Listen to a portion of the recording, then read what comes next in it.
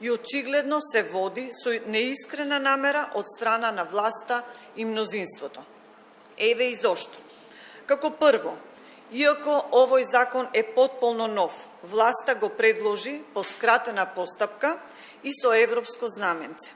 Повторно злоупотреба и повторно бегање од дебата.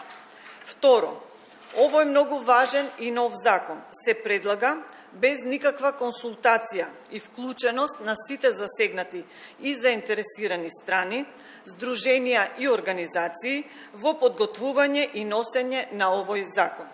Значи, лицата кои што најдиректно се засегнати со овој закон, власта и мнозинството целосно ги игнорираат. Срамно и неодговорно. Трето, така наречената грижа на власта за оваа група на граѓани ја покажаа на вчерашната комисиска расправа, кога за овој нов закон колегите пратеници од мнозинството воопшто не учествуваа во дискусијата. Дополнително, ова ново законско решение го образложуваше човек кој ниту е повереник, ниту представник, ниту пак предлагач на законот. Токму ова јасно покажува што власта и пратениците од мнозинството мислат за оваа категорија на граѓани. Четврто, дека станува збор за лошо законско решение, кое нема да ги подобри условите на овие лица, туку напротив, само дополнително ќе ги збуни, покажува и фактот што овој закон ќе стапи на сила дури 18 месеци од неговото донесување, освен одредбите од третиот дел, кои што се однесуваат на издавање на лиценци на лица блиски до власт. Значи, намерата и идејата за носењето на овој нов закон не е помош на лицата со попреченост, туку едноставно начин и можност за богатење врз грбот на оваа група на граѓани. Дополнително, ние како одговорни и сериозни пратеници дадовме предлог да се прекине расправата и да се свика интерпартиската парламентарна група, која ја знае проблематиката на лицата со попреченост, се со цел да се слушне мислењето на сите кои членуваат во истата. Но и овој наш предлог беше одбиен од пратениците од власта, иако дел од нив се членови токму на оваа интерпартиска парламентарна група. Исто така, иако власта ги изостави здруженијата и организациите, ние остваривме средба со нив на која ги слушнавме конструктивните и суштинските забелешки, кои преку амандмани на законот ги предложивме на комисијата. Но епилогот повторно беше ист. Власта, без ни малку срам, амандманите ги одби.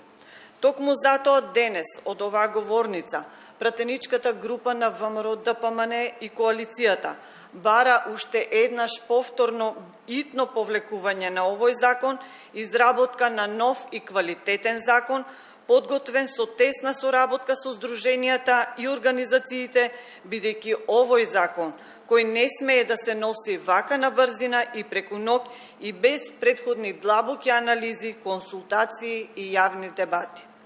Ги повикувам колегите од мнозинството, конечно да почнат да работат во интерес на сите граѓани, наместо да молчат и да аминуваат лоши законски решенија на штета на сите граѓани. Благодарам.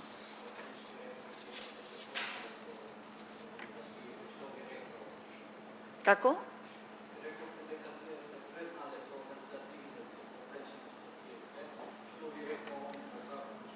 Тие воопшто не знаја.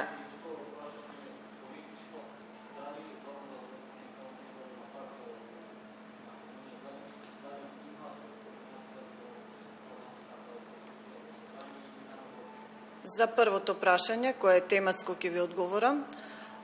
Здруженијата воопшто не беа запознаени дека се работи и е во подготовка нов закон. Тоа значи дека воопшто не биле ниту повикани и немале никаква консултација дека се спрема нов закон. Значи, ние како политичка партија не сме против носење нови закони. Тоа да биде јасно, особено за лицата за попреченост. Ние сакаме да има нови закони, меѓутоа тие да бидат по редовна постапка, да има јавна дебата овде во Собранието, да бидат вклучени сите релевантни организации кои се занимаваат со ова проблематика, стручни лица, и на крај да се донесе законско решение кое ќе биде навистина добро, особено за лицата за попреченост.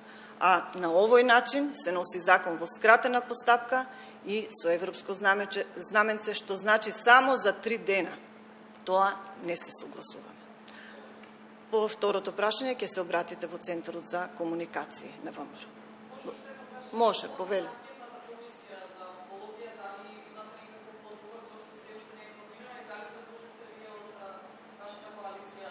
Мислам дека за анкетната комисија ќе има утре комисија за да се изберат членовите.